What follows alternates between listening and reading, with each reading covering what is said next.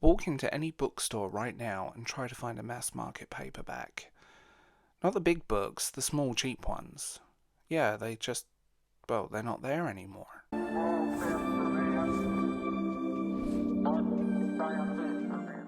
Do you ever realise something just disappeared? Not because someone announced it, but because one day you just can't find it anymore? That's kind of what's happening right now with mass market paperbacks. And I don't mean hardbacks. I don't mean your fancy sprayed edges, your special editions that cost £25 and that you're scared to open books. I mean the little ones. The ones that could bend without thinking about it. The ones that live in your coat pocket. The ones that get crushed in your back pocket of your jeans or in the bottom of your bag. And you don't really care about that. Because they were like $5.99. Sometimes a lot less. And yeah, they looked it. But maybe that was the point. I keep thinking about when I was younger, getting on my bike, disappearing for hours, ending up somewhere you probably shouldn't be. And the one thing that I always had with me was a book. Not a hardback, not something you had to protect, just a small, slightly beat up paperback. Dog-eared, creased spine, probably owned by someone else at some point. You could drop it, you could shove it in your bag, a bottle of water that might leak. You could read it in the rain and just accept the pages were going to get warped, and it didn't matter. And now, they're just not showing up anymore. Like, you walk into a bookstore and you notice this if you're paying attention. Trade paperbacks everywhere. Hardbacks, of course. Special editions, entire tables. But those small, chunky little mass market paperbacks, less and less. They've just kind of disappeared.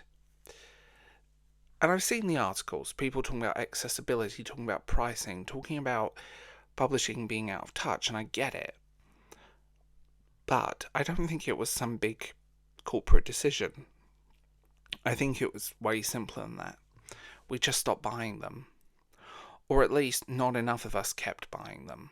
Because the truth is, the way we read has changed. We're on our phones, we read on Kindles, we listen to audiobooks while working, driving, pretending to listen to people.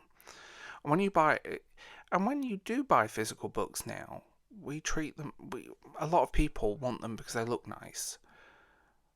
And that's the part no one really wants to admit. Books have become this weird quasi-luxury item. Mass market paperbacks never looked nice. They're never about that. They're about being everywhere, in supermarkets, airports, drugstores, gas stations. You didn't go looking for them. They were just there. And I think that matters more than people think, because it means books showed up in your life without you planning it. You didn't go on a specific trip. You didn't go to a bookstore. They were just there. I keep thinking about flights. I was one of the last kids who could go on planes alone, which sounds insane now when you say it out loud, but those books, they were a thing. You're at the airport. That was it. Maybe you'd buy one, two, if you were there. But there it was, no charger, no Wi-Fi, no backup, just that book. If it was bad, unlucky, you finished it anyway to kill some time. And here's the thing I don't see people talking about enough. What happens to all the tie-in stuff, the weird stuff, the Star Trek novels, the Doctor Who books, the old ones? The film tie-ins, the spin-offs, the stuff that lived and was published in that format. Those books made sense as mass market. They were quick, cheap, disposable reads. You weren't collecting them to display, you were collecting them because you liked that world and you wanted more of it. And there were loads of them. Entire shelves. So what's happened now? Because here's the prediction. They won't fully disappear. They'll just come back later, but worse. Because we've seen this before. VHS tapes, for example. They were everywhere, weren't they? And suddenly they came back, but not as a thing they were. Now they're like limited edition, boutique labels, retro packaging, $40 for something that used to be in the bargain bin.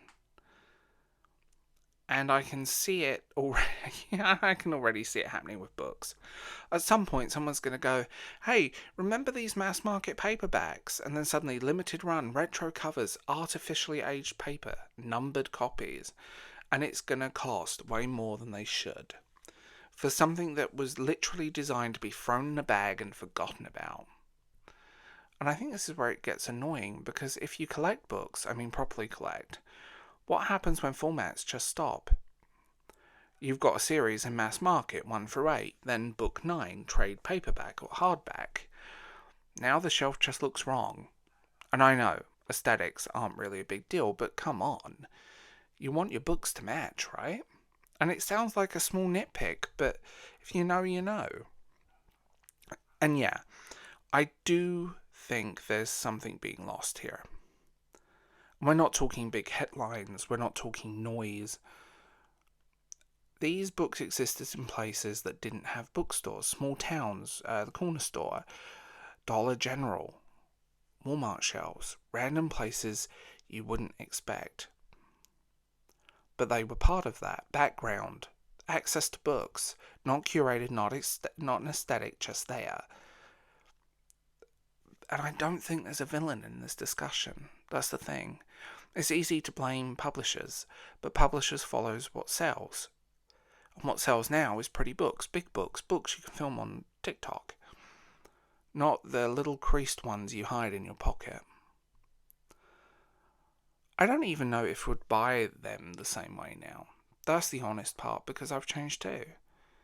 We all have, but I do miss that version of reading that came with that. Slightly careless version, the version where a book didn't feel like an object you had to protect, it was just something you had with you. And I think that's what's actually disappearing. Not a format, but the way of reading that didn't feel curated, it just happened. That's being honest. I'm Darth James, and if you like this episode, tell me what you think in the comments below.